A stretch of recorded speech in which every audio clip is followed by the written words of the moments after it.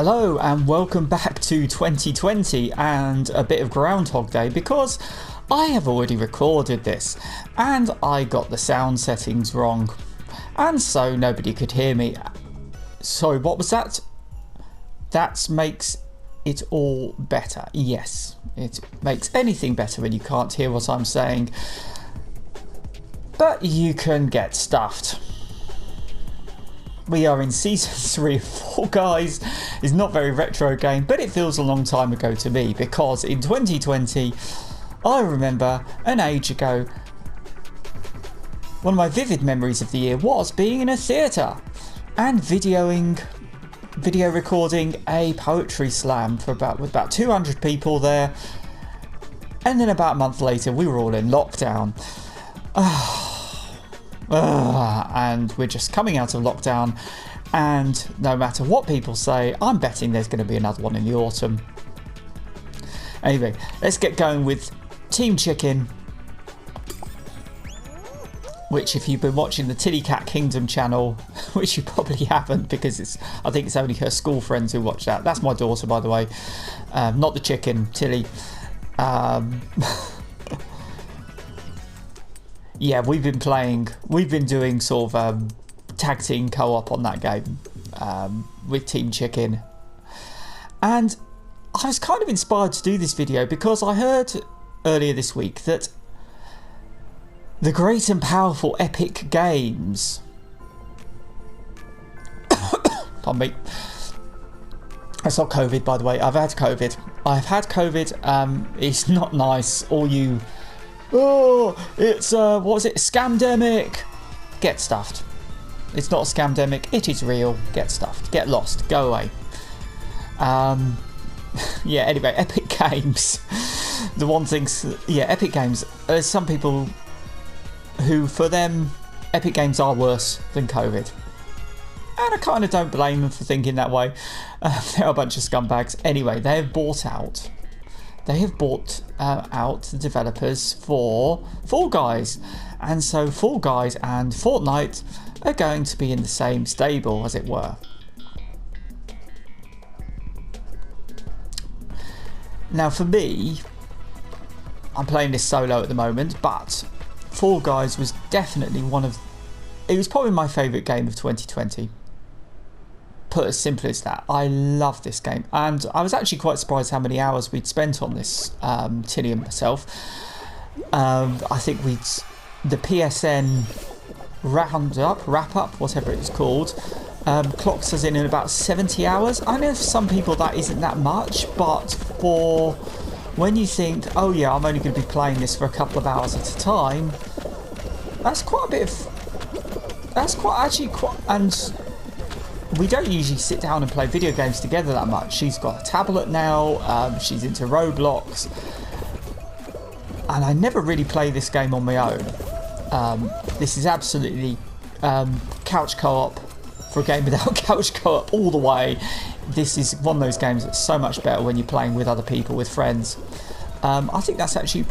yeah, I was surprised that I'd spent that many hours.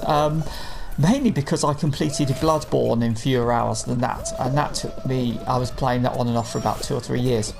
I may be called time on my hands, but I don't usually have that much time on my hands to play video games until the lockdown, when suddenly Wednesdays, which was my working from home day, suddenly showed this huge spike that I was playing huge numbers of video games on a Wednesday, and I thought, hang on, why is that the case? Oh yeah, I was working from home. So either I was working from home in inverted commas, or working from home is ultra efficient. And this guy is not doing well.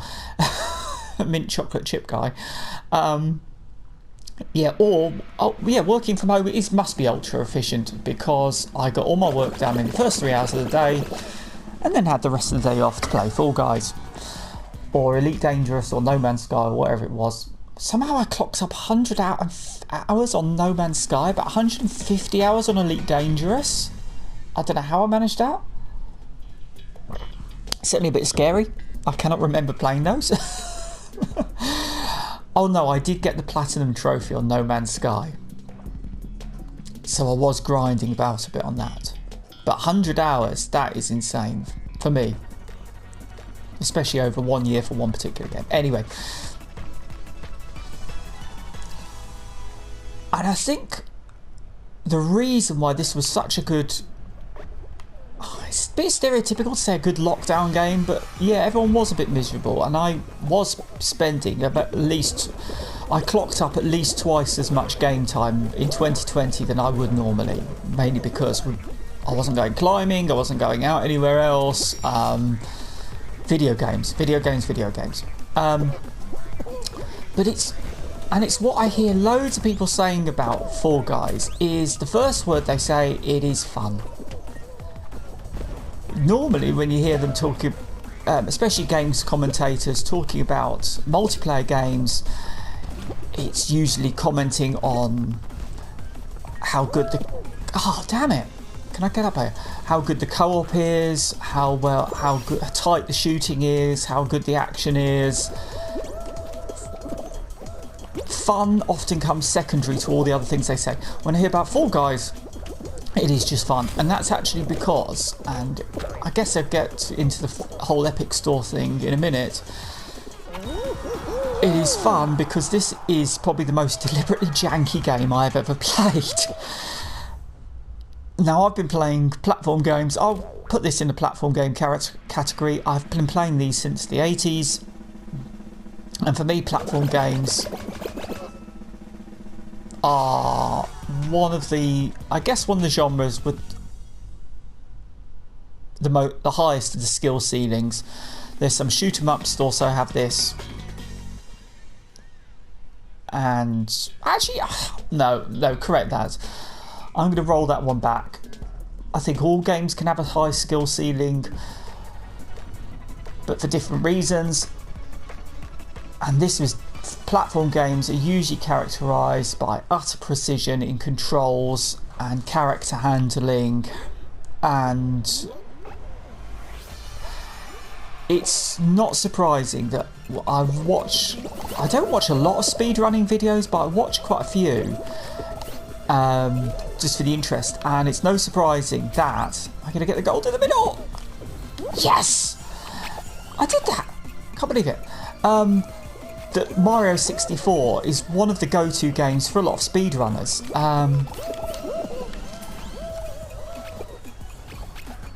And I think that it's a great example. I mean, it's also, for me, I think it exemplifies an awful lot that is good about the genre, in that it's the skill ceiling, the precision required. I'm mumbling a little bit because it is so difficult to jabber and play a video game at the same time.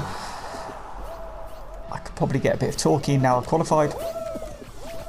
But yeah, you watch these speedrunners and it's about precision perfect controls, precision perfect jumping, platforming, character handling. And this game, it's a 3D platformer, but it's the utter antithesis of what makes a 3D platformer so far. I don't think I've ever played a game like this. I know everyone compares it to Takeshi's Castle. This is to platforming games what Takeshi's Castle is to most game shows.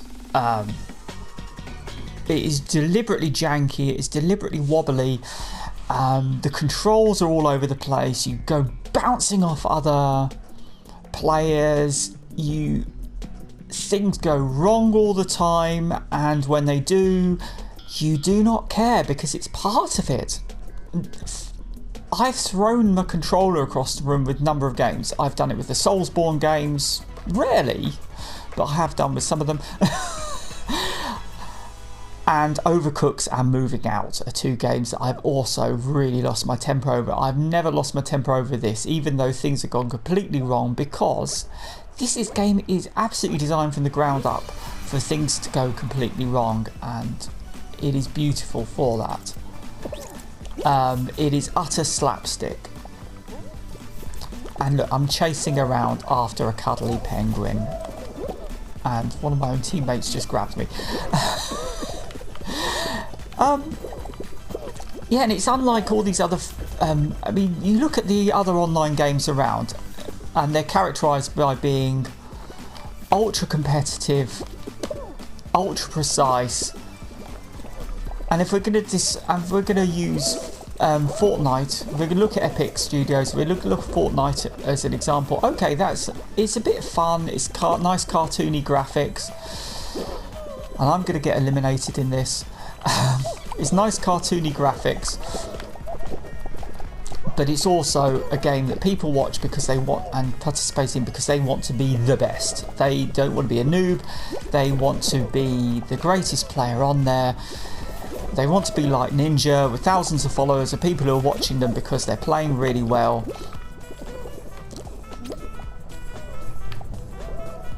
Fall Guys has never struck me as being a game like that. It doesn't have that, and it can't have that ultra competitive edge because the game itself doesn't allow for that. There is, in a game which turns its back on precise controls, it is the great leveler between players. Now, over the last year, I mentioned my daughter and myself have been playing this. We tag team between us. We have actually both won the same number of crowns in this game, and we can both get to consistently the same level, which is usually 4 or 5, depending on what match is. If it's Slime Climb, well, I've got better at Slime Climb. I'm out now, and I've lost track of which level this is. But she is a sort of a tap tablet gamer. She plays some other games, fairly casual stuff, mostly multiplayer, and I tend to carry her with a lot of these games, especially if it's multiplayer ones. But this one, she can go toe to toe with me, and also toe to toe with any of the other players on this, and that is because this game is so damn janky. Oh, I got to level 4. That's not bad. We've both won crowns on Jump Showdown. But she does actually often a bit better than me on Hexagon, and she does better than me on certain other games like rounds on this, like Night Fever. And it's because, yeah, like I was saying, that this game is designed to be accessible for almost anyone with any skill level. And anyone with any skill level can actually potentially win a match without much practice or experience. In some ways, to its detriment, it kind of makes, I think it's one of the reasons that I don't ever usually play this game for more than maybe an hour, half an hour at a time. Especially unless I'm playing with someone else. When you're playing for shits and giggles and you're playing for a laugh. If you're playing on your own, the fact that it's janky and the fact that you can never get into... I think there are some really elite players on this who will always win matches. Because you can tell, because there's a lot of players with an awful lot of crowns. But actually, if you're playing this solo, I found this almost impossible to get into the zone of keep on winning to keep yourself playing, and eventually I stopped playing kind of because I haven't got anyone to laugh about this with. And you know, I've leveled up a couple of ranks, but I kind of run out of things to unlock, and I never get to that position where, I mean, currently I'm playing an ARPG, Inquisitor Master, that I might do a video on. That game is so compelling because you win one level and then you go on to, and you want to keep on winning. This, Fall Guys, I've never had that keep on winning, one more go streak. Simply because this game is so random in many ways. And so many things could just chuck you in the slime.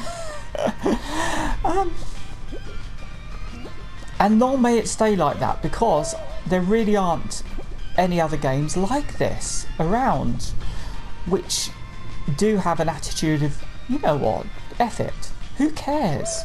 We're playing this purely to have fun. because I can't see any other reason why people might want to play this. They're not playing it because it is a precise precision game. They're playing it because it is janky and it is just for fun and for laughs. And TLDR, I just hope that Epic don't ruin this, because what are Epic going to do with this? Well, there's a lot of noises on the horizon that they're going to make it free to play, and fair dues. I mean, if that's what Epic is about, they're like that with Fortnite, and I can imagine this becoming free to play. In which case, the game economy is going to have to shift to microtransactions. So I'm presuming they won't be as generous with the currency, or maybe they'll shift. I think they'll shift more cosmetics to buying with crowns, so you either win rounds or you can finally buy crowns for real world money, or perhaps they'll just have skins for sale. I mean, my daughter and I have accumulated huge amounts of kudos in the hours we've spent playing this, so actually we haven't actually spent any of our crowns. I bought 2 costume packs, so I feel I've given the game, I've had more than my money's worth out of this game. Good on you, Devolver.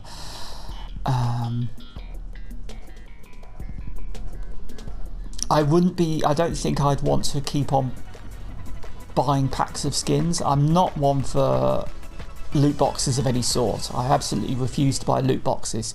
Same reason I refuse to buy Robux for my daughter. I don't want to get into that microtransaction currencies. I just think that's an absolute slippery slope. I kind of just hope that Epic don't try and turn this into, I don't know, one of those big YouTube spectator sports. Unless it is, again, just for laughs. But I can't see this becoming a spectator sport like Fortnite unless it is changed significantly. On the other hand, there could be many positive things. Epic's got a huge amount of money behind it, and I know the developers want to put in more online multiplayer systems. I think that's absolutely necessary. I think this game has kind of plateaued, aside from the new level types, which are relatively minimal. I'd like to see more variations in different levels and tweaking of those, but I think also, I mean, the thing that I want most from this is couch co-op, absolutely couch co-op, because I think that's absolutely where it is. I think actually running the character of the person that is sitting next to you off of the edge and just sabotaging them or just grabbing them would add so much to this game, but failing that, I think a more robust online matchmaking system, matches that you could put together just with friends playing online, all sorts of things. Yeah, sky's the limit, I think, with this game, and I think actually that's quite a good thing, because this game is so janky. There are levels on this which are completely unbalanced, like this one, Seesaw. I think this is a really unbalanced level. I think it's about a third too long than it should be. It's like I'm sitting here now, I've got pretty good at this level, but now I'm actually going to be sitting here for about probably as long as it took me to complete it while everyone qualifies. I just think this level is unbalanced, and it always has been unbalanced, but actually in the end of the days it doesn't matter, and I think that gives the developers a really good opportunity just to introduce really wacky stuff, because this game can get away with that. You can put stuff in there that's completely unfair. I think Slime Climb is a really unfair level. The skill ceiling on that is out of the league of a lot of players. I mean, players are getting used to it, but I remember when that came on, I could never complete it, and it just took us a while before we mastered it. I think Slime Climb, of all the levels, is the one where the janky controls work against it, simply because it is instant death in a lot of cases. But again, this game can get away with it just because it is wacky, it is stupid, and it is so much fun that you, in the end, you don't care whether something's unfair, because in a few minutes time you're going to be playing again, and in a few minutes after that you're going to turn it off and play a proper game. And long may that continue.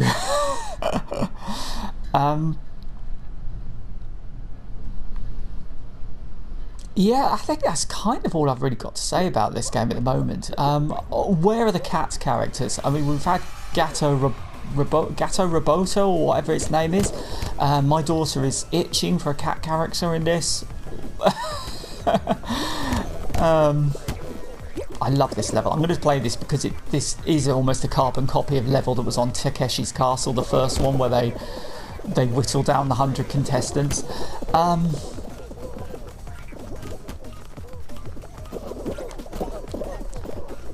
Yeah, I do wonder where this game's how this game is going to evolve. I'm looking forward to season 4 that ends in a few days. I'm going to be probably do a video with this with my daughter once that season drops, and it'd be really interesting to see where it goes. But